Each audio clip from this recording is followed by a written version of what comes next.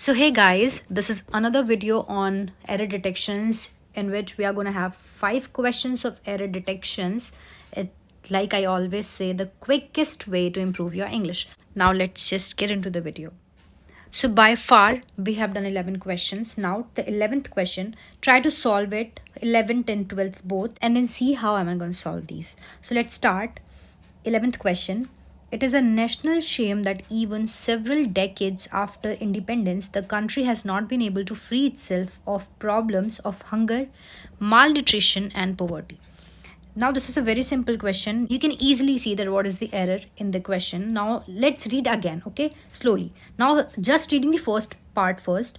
It is national shame that even several, कोई गलती नहीं लग रही इसमें, ठीक है, decades after independence the country, ठीक है, यहाँ तक भी ठीक लग रहा है, has not been able to, ठीक है, has not been able to सही आ रहा है, itself of, free itself of the problems of hunger, malnutrition and poverty. देखो जब भी हम फ्री ऑफ लिखते हैं तो इसका मतलब होता है विदाउट, ठीक है. तो यहाँ पर without the problem of hunger ये तो नहीं आएगा ना, यहाँ पर क्या है, अभी तक हमें छुटकारा नहीं मिला है उस चीज़ से, तो ऑफ की जगह आएगा फ्रॉम.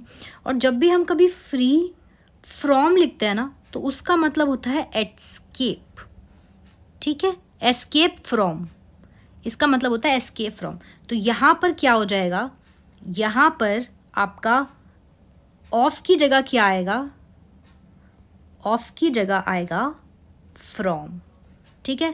तो आंसर कहाँ हो गया, आंसर हो गया हमारा सी के अंदर, तो आंसर हो गया सी. नाउ चलो moving on to the next question.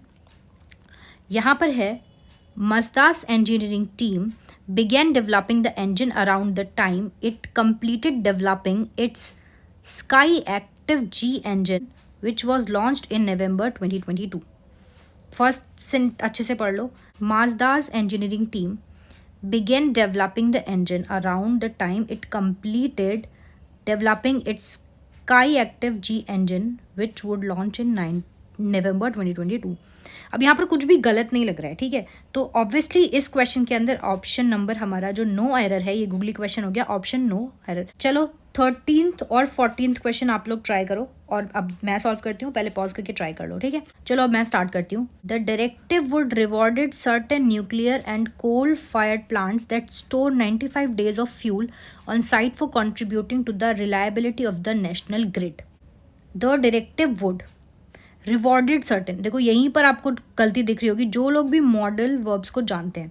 Would जो होता है हमारा ये एक मॉडल वर्ब होता है और मॉडल वर्ब के साथ हमेशा वर्ब की फर्स्ट फॉर्म ही आती है.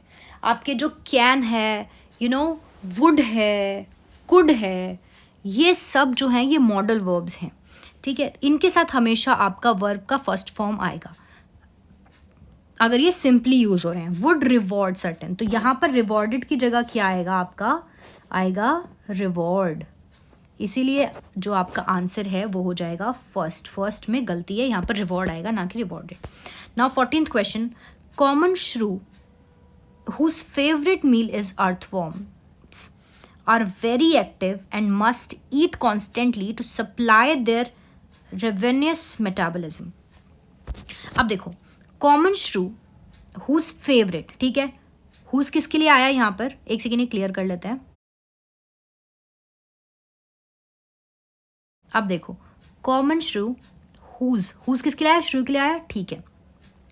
Whose favourite meal is earthworms, जिसके फेवरेट मील क्या है, अर्थवॉर्म्स हैं. आर वेरी एक्टिव, अब आर किसके लिए आया है, अर्थवॉर्म्स के लिए तो नहीं आया है ना. आर वेरी एक्टिव मतलब कौन एक्टिव है, श्रूज एक्टिव है. लेकिन अगर यहाँ पर सिंपली श्रू लिखा हुआ है तो यहाँ पर श्रूज आना चाहिए, या फिर आप कह सकते हो कि ये ना चेंज करें, यहाँ पर हम इज कर देते हैं. चलो कर देखते हैं, ठीक है. आप सोचो कि यहाँ पर मैं वो श्रूज क्यों करूँ मैं, ठीक है, मैं इज कर देती हूँ यहाँ पर.